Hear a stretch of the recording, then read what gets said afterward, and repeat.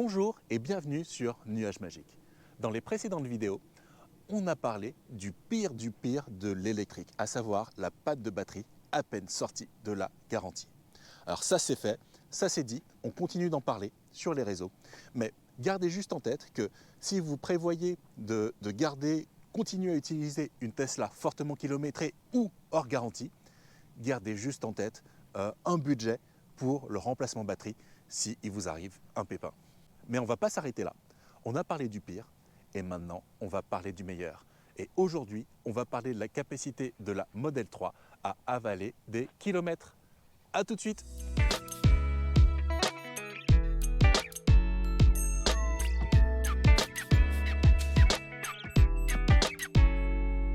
Quand on découvre l'électrique, on se pose des questions sur la recharge, sur l'autonomie et sur la capacité des électriques à nous mener sur de longs trajets. Mais tout le monde ne se pose pas la question.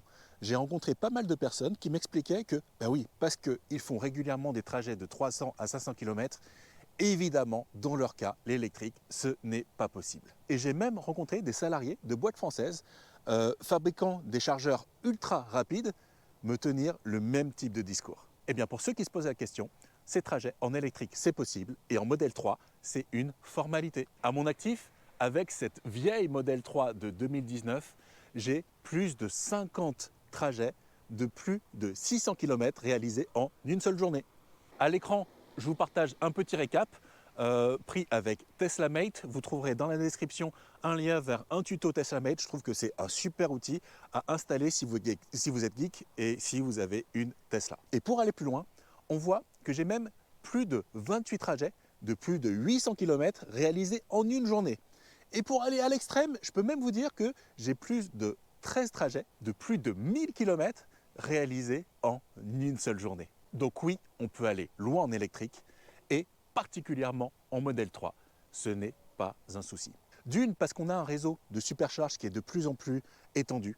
On est vraiment confiant maintenant et avec les superchargeurs V3 voire V4, même quand on est de nombreuses voitures à se diriger vers le même superchargeur, on garde une super capacité en termes de puissance. Et en plus de ça, maintenant, on a un max de concurrence parmi les réseaux de charge.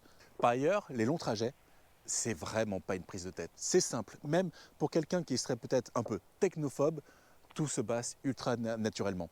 Avec la Model 3, on met la destination dans la voiture, dans le navigateur, et automatiquement, la voiture vous guide vers un plan de route qu'elle juge optimum en incluant tous les arrêts de charge. Et vous avez une estimation de l'heure d'arrivée, qui est généralement plutôt réaliste. Donc c'est génial. Après, si vous voulez avoir un usage un peu plus expert, vous pouvez passer par des outils comme eBetter Route Planner pour calculer votre trajet aux petits oignons et optimiser encore le temps de parcours. Mais ce n'est pas obligatoire, vous pouvez simplement faire confiance à la voiture. Et ça, c'est génial. En première intention, on pense que les arrêts de charge répétés vont être une contrainte, mais au final, faire ces arrêts de 15-20 minutes entre des sessions de conduite un peu longues, finalement, ça permet d'arriver reposé à la destination.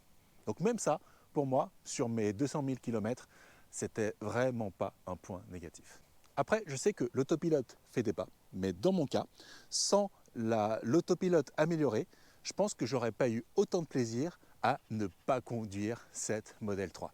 Et je pense particulièrement aux fonctions navigation autopilote et au changement de fil auto. Grâce à tout ça, voyager loin et souvent en électrique et encore plus en Model 3, ça me paraît tout naturel. Et je base ce retour sur une expérience sur une Model 3 de 2019. Et je pense qu'avec une Model 3 Highland dernier modèle, ça doit être encore plus sympa. Alors, l'expérience Tesla vous tente? Soyez rassurés, mais je vous conseille quand même de consulter ma série de vidéos sur les pièges de l'électrique.